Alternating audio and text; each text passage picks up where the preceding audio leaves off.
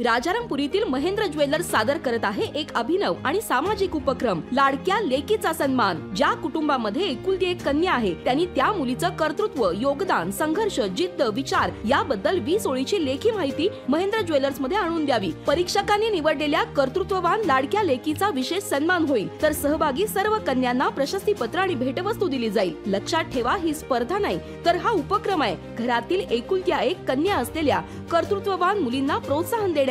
20 जानेवारी ते 10 फेब्रुवारी पर्यंत राजारामपुरी येथील महेंद्र ज्वेलर्स मध्ये नाव नोंदणी करा, लेखी माहिती आणून द्या आणि आपल्या लाडक्या कन्येचा उचित सन्मान करा। अधिक माहितीसाठी संपर्क महेंद्र ज्वेलर्स, राजारामपुरी, 3री गल्ली, मेन रोड, कोल्हापूर। शहरात गणेश जयंती भक्तिभावात साजरी।